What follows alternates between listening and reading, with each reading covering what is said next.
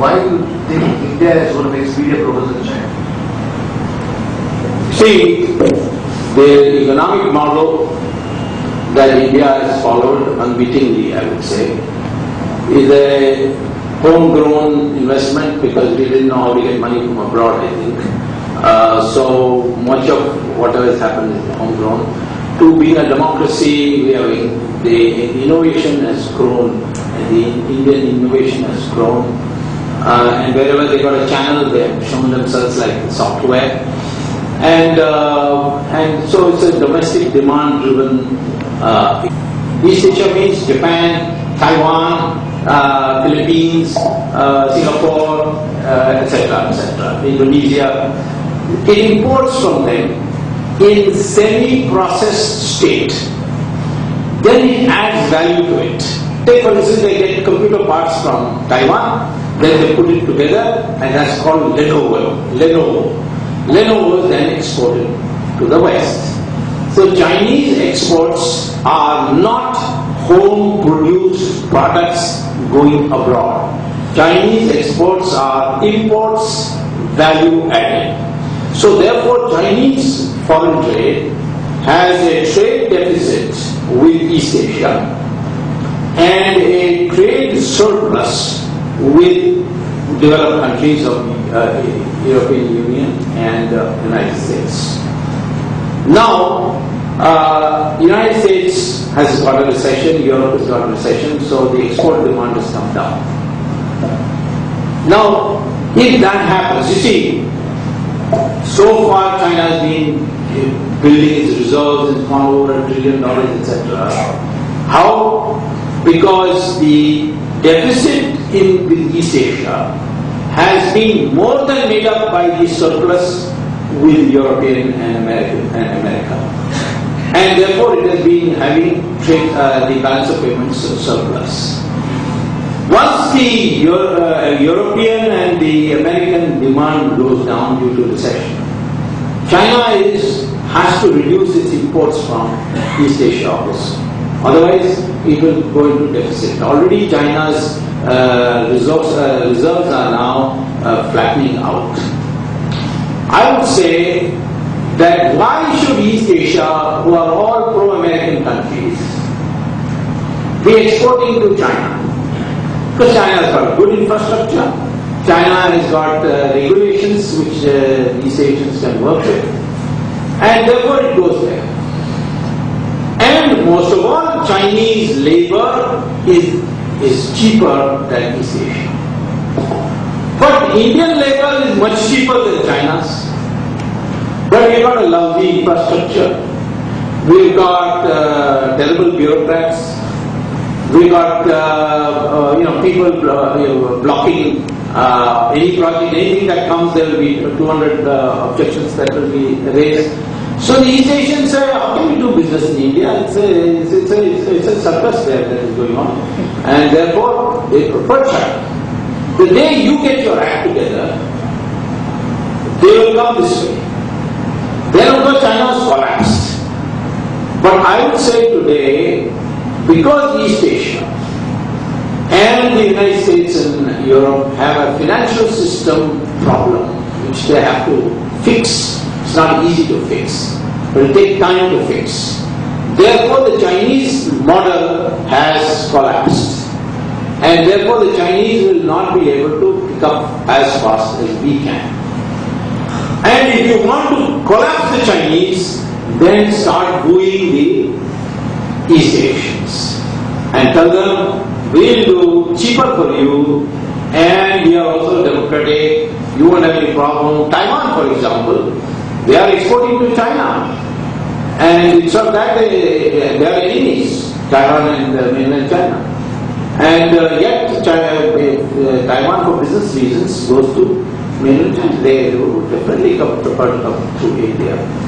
That is the strategy that should be adopted. It requires imagination and grit. But if you are the communists in the government, then forget about it. Okay, I think this love for communism has been repeatedly expressed, so we'll pass on that one. You're not communist, no? I'm not.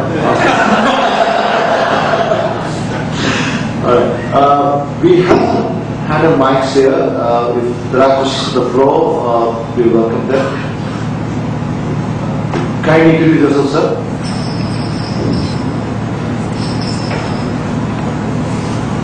Good evening. I'm Rajiv, chartered accountant by profession.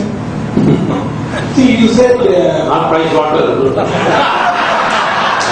I'm proud to say I am also a part of price water. Nothing wrong. The point is, you said agriculture we have to please go to any rate.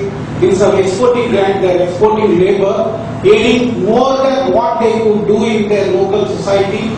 They get plenty of money, they spend, they are more happy in exporting agriculture labor.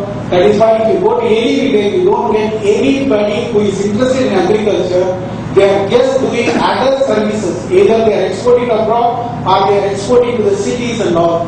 I don't know whether anybody can rectify the situation today. I think, are we supposed to, in fact, more and more even people like Swamy is talking about corporatizing the agriculture. I think which is the right solution.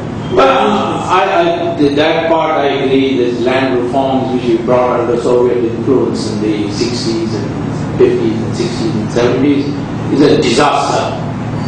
And we have to undo it in a way by which the farmers, the tiller doesn't get rattled and then it cans up the votes against you.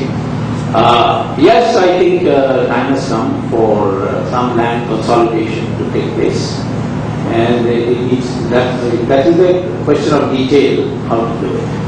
But the day you tell the Indian agriculturist that your profit is in, greater profit is in this, he will automatically go. You don't have to do very much. The Indian farmer is motivated by the economic forces, and therefore you don't write him off as a illiterate or a fool or someone who is not interested in improving agriculture.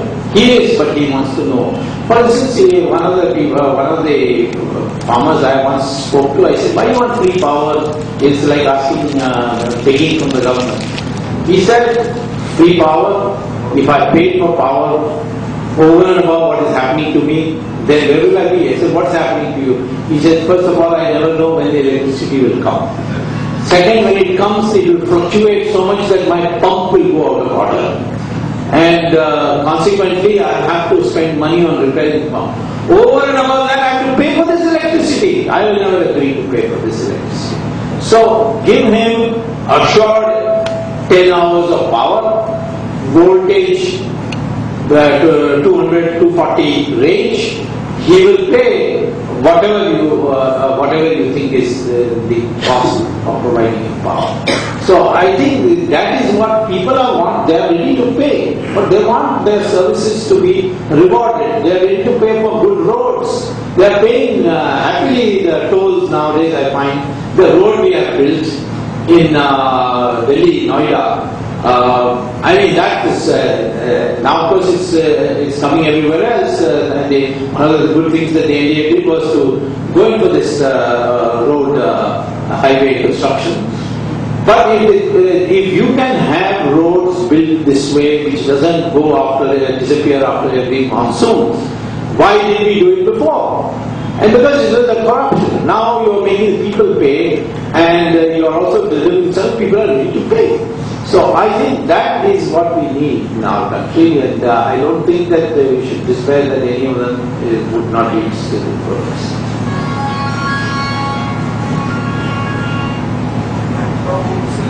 Let's on the mic.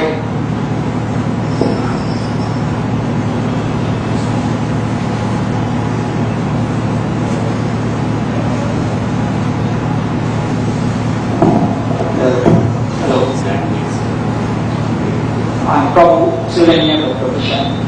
So you mentioned stimulus stimulus package won't help the recovery of crop, no? But all over the world there is stimulus packages. So what's the reason?